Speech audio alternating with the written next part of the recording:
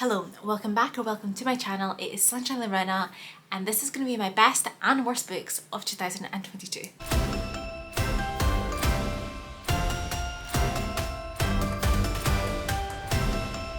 So guys, yes, we are nearing the end of the year.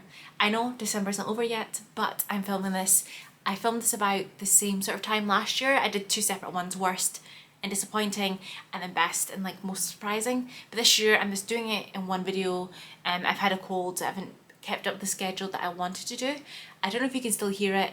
I might sound sort of normal now, hopefully.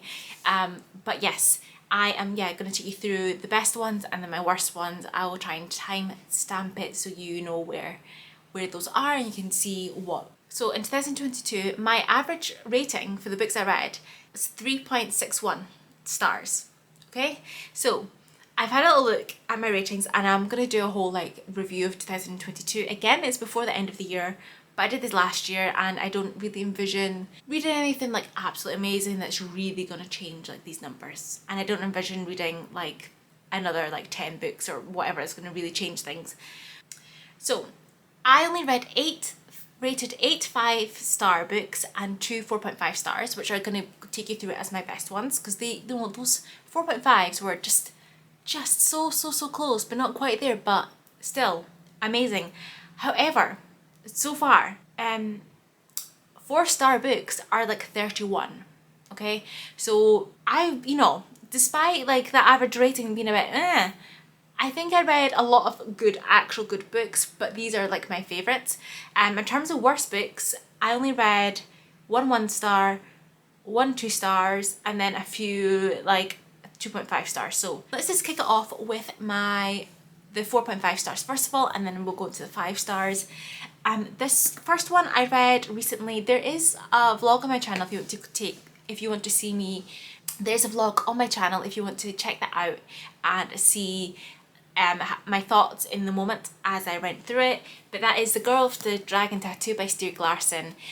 This was one of my self-destruct books, and I'm just annoyed at myself that it took so long to pick this up. So this is classed as like a crime thriller. It's like a Scandi thriller. Scandinavian thrillers are great. They tend to have very dark elements to them as well, and there is definitely some in this, and I would suggest looking at trigger warnings. But yes, just annoyed. It took me, I'm not going to tell you how many years it took me to read this, but I'm glad I did in the end. So in this one we have kind of 3 main characters, 2 of which continue on in the Millennium Trilogy. I've got the 2 there. One of them being Elizabeth Salander. She's like this genius computer hacker. She's a bit of a misfit in terms of society, but she doesn't really follow the rules and the things she does. She's quite happy to break the rules to suit her and to make things work for her. And she ends up assisting in the investigation that happens in this book. We also then have Mikael Blomfirst, who is a journalist, and it opens up where he is on trial because he's being sued for like misinformation.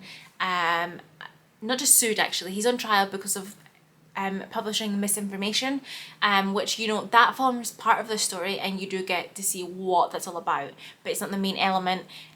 So he's kind of taking a step back from journalism because he doesn't want to bring any more bad press to the paper that he's part of, which is Millennium. However, he does end up getting an offer, and that is from Henrik Wagner. He makes an offer for him for a job for 1 year, and he hires him to investigate a disappearance and what he believes is a murder.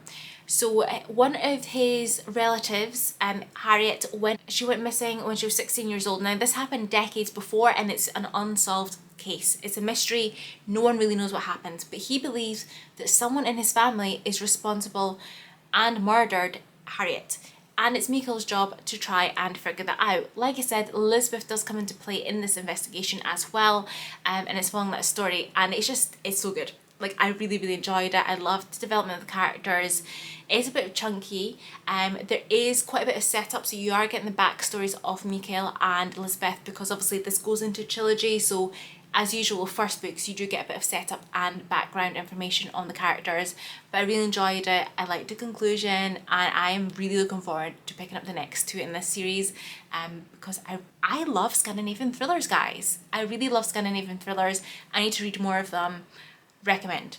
The second and last 4.5 star on my best books of 2022 is Four Aunties and a Wedding by Jess Q. Sutano. Now this was the second book. The first one was Dial A for Aunties, and this she released the second one in 2022. I was so excited. I got the arc from NetGalley and I was like, amazing, because I love those aunties. I love the aunties. They're amazing, they're incredible. And I kind of want this to be adapted. Like, you know, the first book and this one, like, I want it to be adapted, but it has to be done right, because if it's not going to be done right, then don't even bother touching it. But just imagine, like, I don't even know who they'd cast for the aunties, but they'd have to be like spot on and perfect. But if you don't know what this is about, like I said, this is the sequel, so I'll kind of give you an overview of the first one, without really saying too much about this one, because again, you know, it might ruin elements of the first one for you. But Medi Chan is one of the daughters of the four sisters. She's the only daughter. The others have sons, and she's the only daughter. And the sons have all like went off university, got other jobs, and like moved like far away. She's the only one that's left at home. And she and her, with her mum and her aunts, they have a wedding business. Medi is a photographer, and each of the aunts do various different parts of it, but they have a wedding business and they kind of give a whole package. In the first one, like, it is them, obviously, they have a wedding that they've booked. It's like the biggest wedding they've ever booked, and it is so important, like so important. However, they are trying to hide a dead body. And with that premise, you probably wouldn't expect it to be a funny book, but it is. I can't quite put my finger on, it touches so many different genres. It's humorous, there is some crime elements to there, mystery elements definitely, and a little bit of romance as well. It's all over in the genre shop, honestly, but it was amazing, incredible. I listened to the audiobook for the first one. The second one I didn't listen to the audiobook, I read the ebook. And the second one is obviously picking up, the aunties are back. And like I said, if I tell you the premise, it will give away a couple of elements of the first one, so I don't want to get into it.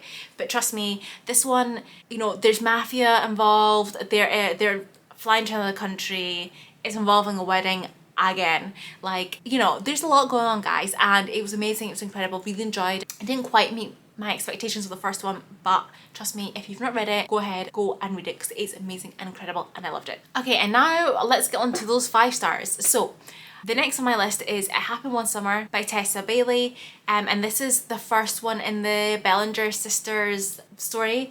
I listened to this on audiobook from Scribd, which I'm so glad it was on there, and they also have the second one. I need to get the second one. This was obviously 5 stars, like I said. It was amazing, incredible. I always keep a link to Scribd below, so if you ever want to give it a go, you get 2 months for free, and I get a month or 2 months for free, I can't remember, but it's always there if you ever want to sign up, because I recommend, because they have really great books on there. But honestly, apart from that, this is like a Smith's Creek inspired rom-com. There is a little bit of spiciness in there, like slightly more than your usual rom-coms. You do get a little bit of spiciness, but it's not like a spicy book. This follows Hollywood it girl Piper, who is obviously based off of Alexis, if you have watched Smith's Creek. But she ends up being exiled from her family after another like wild party in the press. Like, her stepdad's like, no, like, you can't keep doing this. So she ends up being exiled, and she ends up going to live in this little village where her birth father, he did pass away, but he owned like an apartment and a bar. So she ends up being exiled there to try and make something of her life, and you know, give up those partying ways. Her sister goes along for the ride, even though she's not been exiled, but she's went along to support her sister, and yes, it's a case of trying to make that bar work, doing things up. The apartment, she's having to actually work for the first time in her life. She's having to cook for herself, clean. She's never done all of that because she has grown up rich, because her stepdad was like some sort of movie director. Of course, she doesn't really fit into the small kind of seaside town at all, because she's like Hollywood and they are just not like that.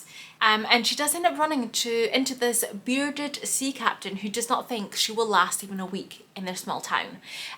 They don't really get on to begin with, guys. He is grumpy as well, you know, a bit of like grumpy sunshine, and yes, she is determined to prove him wrong, that she can actually last there and make something of herself. They're complete polar opposites, and like I said, she's determined to prove him wrong, and you'll just have to read it to find out what kind of happens between those two. But I loved it. I loved the grumpy sunshine aspect of this, the whole I'm going to try and prove you wrong, I can do this. And yeah, you know, I love Smith's Creek, so that's why I was like, I need to read this. I heard people speaking about it, lived up to the hype. Then another 5-star that I read this year was a classic that honestly is not talked about that much. I heard it in a video, mentioned in a video by Spoopy Hall, and that's how I looked it up, and I was like, this sounds really good. It's a classic. It's actually a sci-fi classic, and I'm not really a sci-fi sort of person, but when I tell you the premise, you'll probably see why, because it has elements of sci-fi, but not like what you think of sci-fi, if that makes sense. But yes, it's Black No More by George Schuler. This was released in the 1930s, I believe, and I listened to this on audiobook and read like the ebook at the same time. Like I said, on Goodreads, I'm sure there was like about 1,000 reviews or ratings or something on there. So for a classic, you know, they're normally like, Jane Austen is like in the millions, you know, it's like million something. So it's a really little known classic in that sense that not many people speak about it. Like I said, I didn't hear about it until I watched Spoopy Hall's video, but yes, it's so good. So in this one, it is like a comic satire, the way it's written, and it asks the question, what would happen if all black people in America turned white? So basically there's a doctor who finds a way to do a procedure to make that happen, that allows black people to bleach their skin, and they end up looking white, and so much so that actually you can't tell the difference. It follows Max as the main character, and he's one of the people that actually do this experiment, and after he went through the treatment, he ends up becoming Matthew Fisher, a white man who's able to get everything he ever wanted: power, money, the girl he liked. And yes, there's a whole like plot and things that happen of different people obviously going through this procedure, and then this obviously ends up just stirring up lots of discussion on racial purity, etc., and it all gets brought into this book. And honestly, it's really good. It's really interesting. I liked the way it was like presented, the whole like plot, what happened. I'm not going to tell you because obviously you need to read it, otherwise I'll ruin it if I say anything, and how it ends up with the conclusion. I think it was really good, and the fact that it was written in 1930s as well is amazing, you know, at the time that it was written. This book, the idea, and honestly great. I can't say much more because like I said, I'm going to end up saying too much, but I recommend to read it as a classic that people just don't speak about. And then the next one is 3 books in one you're getting here, and that's the Poppy War trilogy. This I think is the first time I've ever rated an entire series 5 stars. All 3 of them 5 stars, amazing, incredible, like love them so much. These are definitely ones that will get reread at some point. Not too soon though, because you know I need to like let it settle. But yes, so the Poppy War, the Dragon Republic, and the Burning God by R.F. Kuang, all 5 stars, amazing series. So I'm just going to give you the premise obviously of the first one, because then the second and third will give away what happens in the first one, and I don't want to ruin that. So yes, we're following our main character Rin, and it's set in this kind of made up country of Nicara. Now if you don't know, based on historical events that happened in Asia, that's woven into this. So there are also trigger warnings and everything in this, but yes, it takes place in the country called Nicara, and Rin is from the southern part of the country. So she has dark skin. She is growing up in this kind of farming kind of village town, whereas you also have people in the north that are like obviously lighter skin, richer, etc. So there is a real divide in the country. There are these exams that happen every single year, and when you get to a certain age you can take part in them. The test is called the Keju. Now Rin wants to study and take it in the hopes that it will allow her to get her place in a school, and hopefully she'll get a scholarship, because she is actually an orphan. She was taken in by this family. Essentially they're kind of adopted parents, but they weren't really very parenty to her.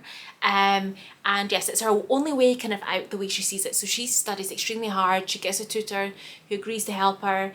So you do get like the first little section is her studying for this Keju. She ends up getting like one of like the top scores, and she gets into the best school, Sinagard.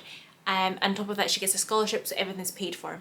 And then the story really kind of begins when she's at the school, like going through that training, in a sense that she quite quickly realizes that she has to work even harder than she did for the exam these kids are from rich parents who have been training them all their whole lives. So they've always had tutors. They're already way ahead of her. So she has to work extremely hard to prove herself. They don't really like her because, you know, she's from a completely different world from them, and they kind of look down upon her. And she is kind of always up against like their classmates, but she does end up discovering that she kind of has like a lethal weapon within her. And it's called Shanism. It's something that not many people have, and it's been many years since anyone has shown signs of having this. One of the teachers of this at the school does end up helping her and kind of teaching her the ways, but you know, there's other things also brewing within the country, and the third Poppy War is just a spark away. I don't want to say anything else than that, but it's really good. But like I said, there are trigger warnings in this, so do check those out. But for me, 5-star series, and like I said, that never happens. It's amazing, incredible writing. I was really pulled into these characters. Ren is a very moral grey character. She isn't really good or bad. There's those moments where it can go either way, and you do really question some of her decisions at times. But yes, I definitely recommend this. Then earlier on in the year, I picked up Murder on the Orient Express for the first time by Agatha Christie, and this was like the second Agatha Christie I read. And yes, it's a classic. Everyone's heard of it. She is the queen of the murder mystery, and I loved it. I do not love this cover because it's the movie edition one. I definitely want to get like a nicer looking edition of this, but the actual story was amazing. It's 5 stars, like I said. She's really good at writing mysteries, interweaving the characters, getting you to look for different clues to try and work it out, but she never seems to like reveal too much. I really do love her writing. This obviously takes place on the Orient Express, but the train ends up being stopped in its tracks just after midnight due to snow drift. So they're going to be stuck there for some days until somebody can obviously help come and kind of dig them out. They can get out of there basically. But it ends up being that there is a passenger in their compartment stabbed and is now dead. So they need to work out who on the train is the murderer, what's going on. And because they're isolated, obviously, it's going to be days before someone can actually come and help them. That, you know, they need to try and solve it because, you know, there is the murder on the train. There comes in Hercule Poirot. I can never say his surname right, but he is obviously, this is like the Hercule Poirot part of that series. He happens to be on the train, and as you know, he is like a detective investigator, and he must identify who the prime suspects are and try and work out who it is, in case obviously the murder strikes again whilst they're still stuck there. So he has to investigate, deal with all these different casts of characters, and they're a great cast of characters. I really enjoyed it, loved it. It's a great murder mystery, and I definitely need to pick up more of Agatha's books, but this is really, really good. Then in summer I picked up Turn of the Key by Ruth Ware. This was my second Ruth Ware book that I read, and this was, this is one that you always hear people saying that's absolutely amazing, and I was a little bit dubious going into it, but I was like, you know what, I think it's gonna be 5 stars, and I was right. It's not very often that thrillers get 5 stars from me, even though it's my favourite genre. It's very hard for them to hit that 5-star mark because there's always elements that, even though I enjoy it, you know, there's always something that lets me down, but not in this one. So this is kind of based off of Turn of the Screw, the classic, but obviously it takes place in modern kind of times. We follow Rowan. She ends up coming across this live-in nanny position in this house that is like a smart house, but in the remote kind of Highlands of Scotland, if I remember correctly.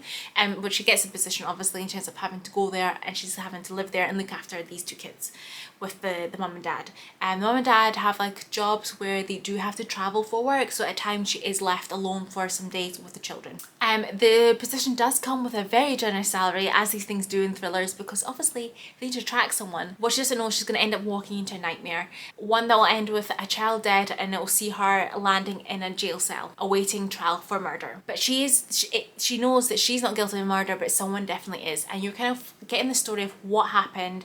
It's her writing to her lawyer, kind of telling everything, and you're trying to work out what happened, what led to this murder, what child died, who actually is responsible. It was a twist at the end that I didn't see coming. I didn't think it was going to be who it was. I thought it was really well written. I loved it. I highly recommend. Lived up to the hype. It's a great thriller, and like I said, I don't give many thrillers 5 stars, and this is one of the few. that it has that pride of place on my list. And then the final best book of 2023 is The Deal by Elle Kennedy. I listened to it on audiobook and read it the ebook. And again, it's one of the ones you hear people speaking about a lot. Actually, the ebook, and I don't know if this is still the case, but the ebook was free on Amazon, so it gives you kind of that first kind of taster of the series. I still need to go on with the rest of the series, and I really want to. But yes, I always heard people speaking about it, but honestly, I was like, I wasn't expecting it to be 5 stars. Again, romances, you know, not so much 5 stars for me that much of the time, but I wasn't expecting it to love it so much, and it was just a great story. I just loved it, and I can't even, is it gonna win any literary awards? No way, like no way, but I just loved it. This is in college, university in America, with Hannah Wells, who's doing really well in like all our classes, and there's one particular class that a lot of people struggle with, and she's one of the few people that actually gets A's in it. She ends up catching the attention of Garrett, who is on the hockey team at college, and he needs to get a certain grade in order to like keep playing on the team. Therefore, he does need help tutoring, and he tries and approaches Hannah to get that help. Hannah doesn't really want to take part in this, but he does realise that she likes someone else on the team and kind of strikes up a deal with her. He'll help her get the guy, or at least try and get the guy, kind of work away in what she needs to do, how to be seductive, etc. if she helps him study for the exam, so he can get the right grade in order to keep playing on the hockey team, because it's his dream to be a professional hockey player. But there is some unexpected kiss and some unexpected things happen between the two of them, and Garrett realises that actually he really likes Hannah, and he needs to convince her that he's the man and not the other guy. And that's kind of the story and how we go through it, and I really enjoyed it. I love Hannah and I love Garrett, and I loved it. I loved it. I can't tell you specifically what it was, but I just love this story. And yes, like I said, I need to go on with the rest of the off-campus series. I have like them already set up on like Audible. I have some of them, I have some of the ebooks. Like I need to get to them. Like 2023, we need to at least read one of those. But yes, it was so good, amazing, incredible, recommend. And if you have read the rest of the series, or at least the next one in the series, please let me know. Is it as good? Because this was amazing. Yeah, and now on to the worst books of 2022. Like I said, there's only a few. I did DNF quite a few books this year. So I did DNF 7 books this year. They're not included in this worst books list because honestly, I didn't finish them. So I can't really see if they were the worst. It's just I couldn't continue reading them. So they're not, I mean, they are bad in the sense that I didn't finish them. But yeah, I'm not including them in the worst books because honestly, I think it's more annoying when you actually finish a book and it's terrible, because if you DNF it, you never had to live through the full experience and the full disappointment of a really bad book. But yes, I did DNF a lot this year. I think I'm getting better at DNFing. I realise when a book is just not for me and I DNF it, but obviously a few slipped through the cracks. And we're going to start off with what is actually my worst book of 2022. It's the book I hated the most. I did read it during a reading vlog, and I did have this like massive rant, and I ended up losing the footage, and I was so annoyed. But you did see me ranting. It was back in February. You did see me ranting about this one, and it just there's a second. Okay. Anyway, the book is Eat Pray #FML by Gabriella Stone. Now, I saw the author's TikToks on this, which convinced me to read it. The premise of it is this. She finds out her husband has been cheating on her for the last 6 months with a 19-year-old. She then meets a man and falls in love with said man. Said man, after a month, asks her to go on a month-long trip with him to Italy. 48 hours before the trip, the man decides and says to her, I don't want you to come with me. He dumps her and says, I don't want you to come with me. I need to go on my own. She decides, instead of staying at home, crying her eyes out over this breakup, that she should just go off and do her own solo trip in Europe. And let me tell you, the author sold me on this premise. Like, her TikToks, so good. She sold me on it. I was like, I need to read this. This sounds great. This sounds like it should be like a TV series or something as well. And there are TikToks of her being like, let's convince this to be a TV series, and part of me wants them to do it because I think it would be much better than the book. Like, I feel like they'd iron out those bits that really annoy me. But I listened to this on audiobook, and it was the author who did it, and her voice is also really annoying, which didn't help my hatred for this book. Like, the hatred that I have for this, and the fact that I wasted my time, but at least, because I got it from Scrib, I didn't actually, I mean, I did spend money for the Scrib subscription, but I didn't, spend money on the book, if that makes sense. But the thing is, this book, as you can tell, I give it 1 star, did not live up to any of the hype that I thought it was going to do it. I mean, there's people in her comment section be like, I love this, it was so amazing. And like, you know, everyone's entitled to their opinions. Everyone's entitled to opinions.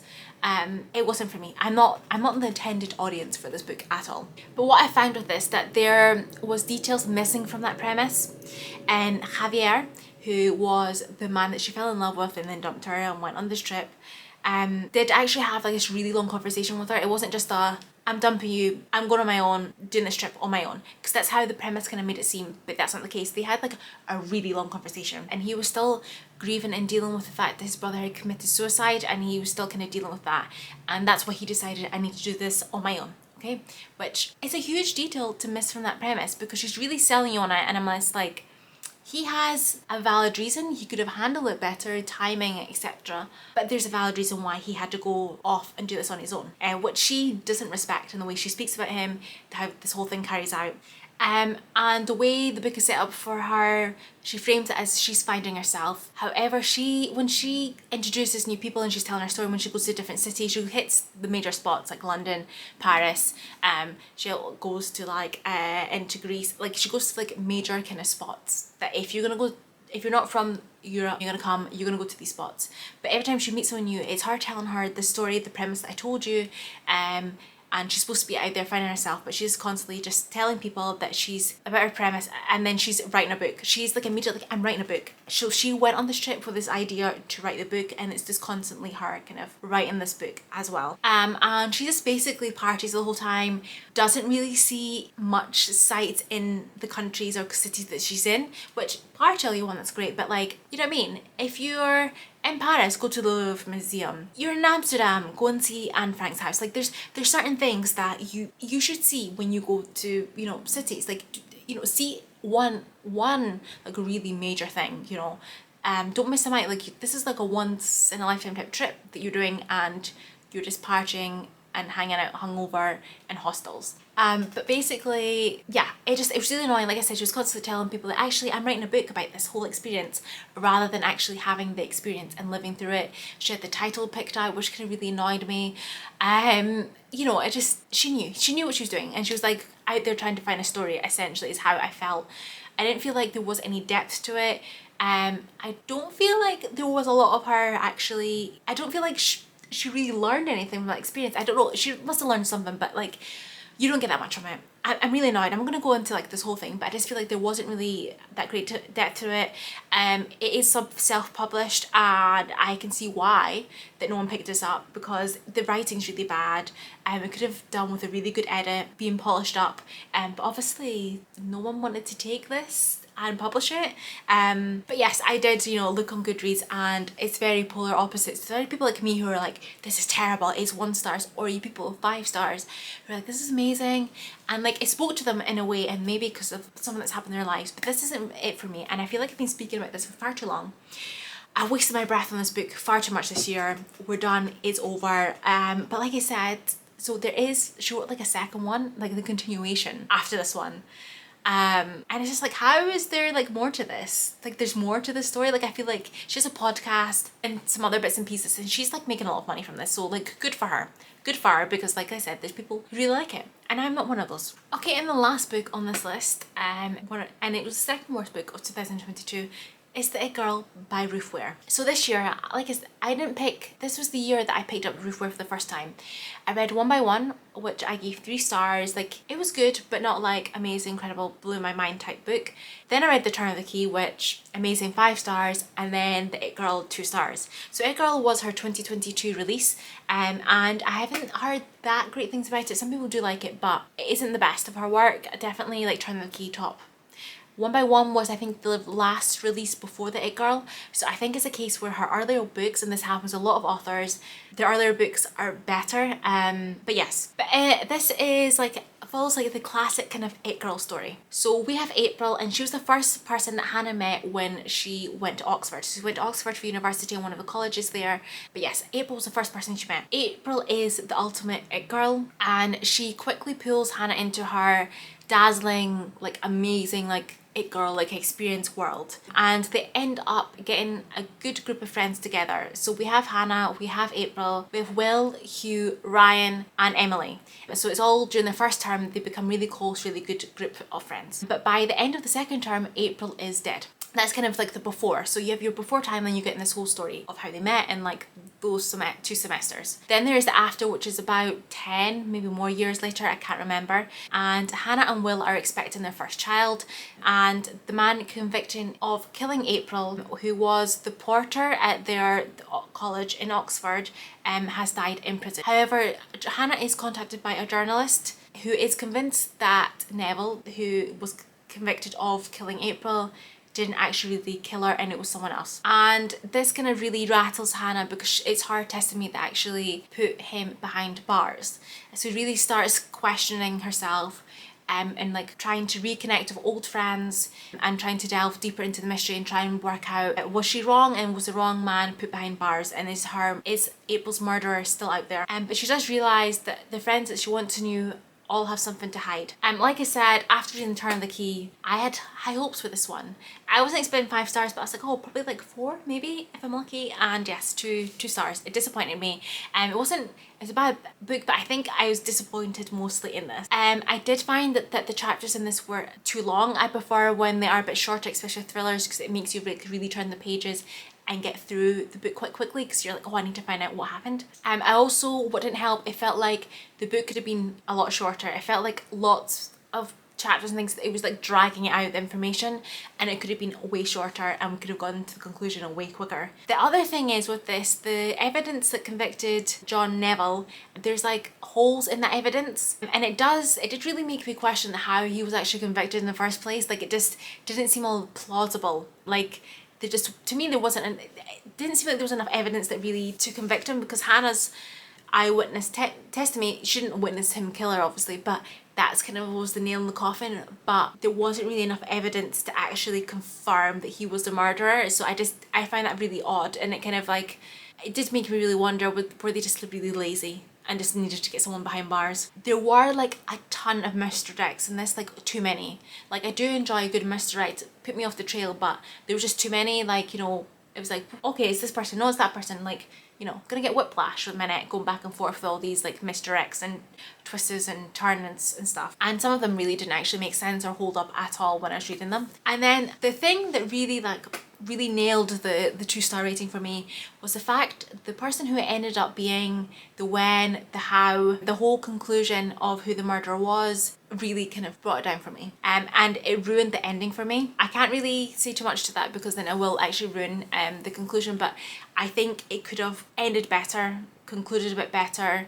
There was something, the way, because then it got, yeah, it wasn't great, and there's certain bits that like, oh, that would have been better if that was done by that person. But anyway, I'm not going to say anything more, but yes, the ending just really nailed the coffin for the 2-star, because I was like, did I just spend all this time reading this book for that to end this way? But yes, that's it. That's all the best books and the worst books I read in 2022. Let me know if you've read any of these. Do you agree with me on these opinions? Here's hoping that 2023 brings more good, really good books, amazing 5-star books, and not so much of the 1 and 2 stars. Thank you so much for watching. Comment, like, subscribe, and I will hopefully see you in the next one. Bye!